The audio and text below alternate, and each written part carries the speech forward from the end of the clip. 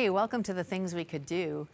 We're having a look at the first followers of Jesus in an attempt in the book of Acts of the Apostles in the New Testament, in some sort of attempt to learn, to be inspired, to grow, to get some insights into our own way of following Jesus for today in our world. And we've looked at many things, but there's one thing I think that would really help us to understand what it means to follow Jesus, and it's this: controversy. Controversy. Now, when I say that, I don't know if you're a typical Canadian, you might be like, ooh, that's not good, right? We're sorry about disagreeing with each other. We're not really like into controversy. But one of the things that Jesus does when he's alive, and one of the things that happens regularly to the apostles when they do what Jesus asked them to do, is there is controversy.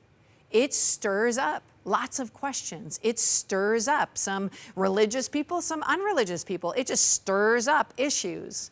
And controversy sounds like it's bad. Except that I think in the life of Jesus, controversy was one of the things he used to raise really good questions, to have fantastic dialogue, to speak into controversial things in order to bring about some attention to what God's doing in the world today and who we are as Jesus followers. And the same thing happens over and over and over again in Acts.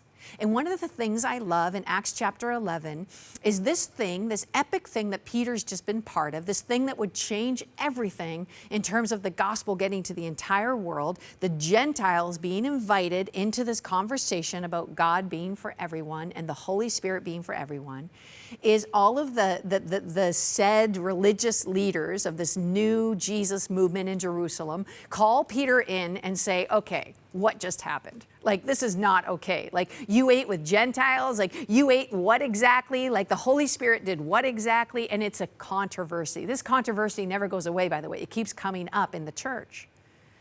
And see, if it was you or I, we would be worried or we would be afraid of the controversy.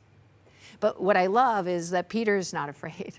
Peter's like, oh, I'm glad you asked me these questions. Oh, I'm glad we're talking about this because I want you to understand what actually happened. I want you to hear, this is my experience. This is what God's doing in the world. Let's talk more about it. See, controversy, instead of being a threat, might just be an invitation to have a conversation. If we could lose the defensive posture and get a curious posture, controversy might just be the thing that could introduce more and more understanding and relationship and connection in the person of who Jesus is and who we are as we follow him.